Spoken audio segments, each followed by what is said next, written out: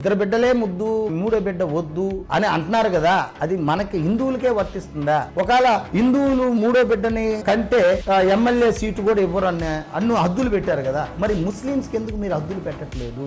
రేపు మనకు రాబోయే బిడ్డలకి సెక్యూరిటీ సేఫ్టీ ఎక్కడుంది? ఇక్కడ ఉందా? లేదు. ఎందుకంటే ముస్లిమ్స్ మెజార్టీ ఎక్కువ అన్నప్పుడు ఎక్కడ ఉండాలి? అది మెజార్టీ పాకిస్తాన్లో ఉండాలి. భారతదేశంలో కూడా పాకిస్తాన్ లాగా మెజార్టీ ముస్లిమ్స్ పెరిగేటప్పుడు ఆటోమేటిక్ గా హిందువుల్లో ఒక బాధ కలుగుతుంది. అప్పుడు ఏమయ్యా ఇది మా భారతదేశం అంటే బేటా మాది భారతదేశం. టెర్రరిస్టులు దిగుతారు, నరుకుతారు, మనల్ని ఊత కోత కోస్తారు. అప్పుడు జనగణమన అధినాయక జయ భాగ్య విధాత ఇంకా పాడడం ఉండదంటారు. ఇంకేముంటుంది తల్లి? ఏం పేరు మీ పేరు అంటే, నా పేరు రామచంద్రయ్య. హిందూ ఒక్కటి ఆలోచించమ్మా, హిందూ తత్వం మంట కలిసిపోతుంది.